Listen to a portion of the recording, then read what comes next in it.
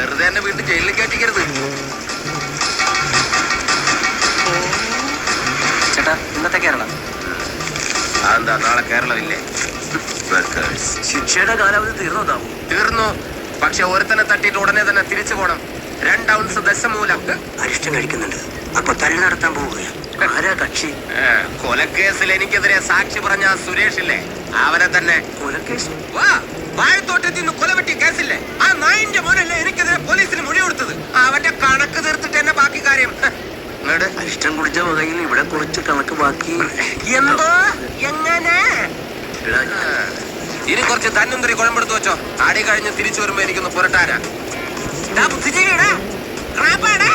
ഇന്നെങ്കിലും പോയി അടിച്ചടച്ച് കുളിച്ചിട്ട് വേണമെങ്കിൽ അവന്റെ ബോഡിക്ക് റീത്ത് വെക്കാൻ പാടാം. ഇതൊക്കെ കൃത്യമായിട്ടൊന്ന് പറഞ്ഞു കൊടുക്ക്. സദവ് എവിടെയാണെന്ന് വൈദ്യർക്ക് പിടികിട്ടുന്നില്ല. സോറി, വീട്ടിൽ അതിക്രമിച്ച് കയറിയപ്പോ. അയ്യോ, ഓർമ്മിപ്പിക്കല്ലേ പൊന്നെ.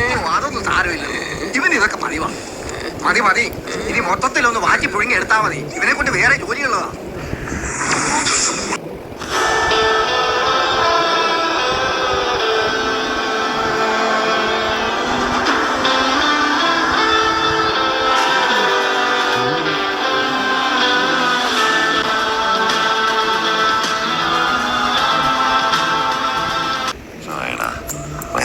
ഞാൻ പോലീസിൽ ഇതിനിടയിൽ പുറത്ത് അറിയുന്നതും അറിയാത്തതുമായ പല ചറ്റത്തരങ്ങളും ഞാൻ ചെയ്തിട്ടുണ്ട്.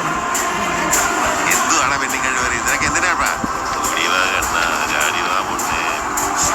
ഹലോ, നീ ആരെയാണ് ഈ പേടിപ്പിക്കുന്നേ? എന്നെ? നിന്നെ കാണാൻ ജോർജ് സാർ ഇവിടെ വന്നിട്ടുണ്ട്. നിന്റെ മുമ്പിൽ ജോർജ് സാർ ഇങ്ങനെ നിൽക്കുന്നുണ്ടേലേ, നീ ജോർജ് സാറിനെ ഇനിയും കുറെ അറിയാനുണ്ട്. ഞാൻ